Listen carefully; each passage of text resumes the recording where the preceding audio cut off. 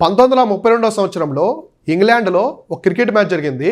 మన స్వాతంత్రం రాకముందు ఆ మ్యాచ్ అనేది ఇంగ్లాండ్కి ఇండియాకి మధ్య జరిగిందనమాట.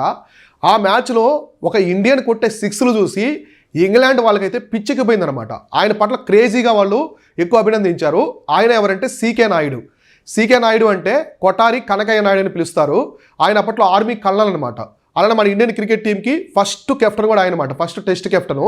అప్పట్లో టెస్ట్లే ఉండేవి. 1932లో మన ఇండియన్ క్రికెట్ టీం అయితే ఇంగ్లాండ్ టూర్కి వెళ్ళిందనమాట. అక్కడ మ్యాచ్ జరిగింది. ఆ మ్యాచ్లో చాలా గొప్పగా మన వాళ్ళు అయితే ఆడారు. అలానే 1927లో ఆల్రెడీ 26-27 మధ్యలో సీకే నాయుడు ఒక క్రికెట్ మ్యాచ్ అయితే ఆడాడనమాట.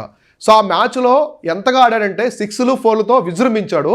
మొత్తం 153 రన్స్ కొట్టాడు. 116 నిమిషాల్లోనే 156 రన్స్ కొట్టి ప్రపంచ రికార్డు అయితే సృష్టించాడనమాట. అలానే మన భారతదేశ చరిత్రలోనే మొట్టమొదటిసారిగా పద్మభూషణ్ తీసుకున్న క్రికెటర్ కూడా ఈ సీకే నాయుడు. ఈయన రైట్ హ్యాండ్ బ్యాటరు, అలానే మీడియం పేస్ బౌలర్ అనమాట. ఇలా మన ఉత్తరాంధ్ర ప్రాంతం నుంచి ప్రపంచ స్థాయిలోనే గొప్ప పేరు తెచ్చుకున్నటువంటి భారతదేశానికి సంబంధించిన మొట్టమొదటి టెస్ట్ కెప్టెనే సీకే నాయుడు.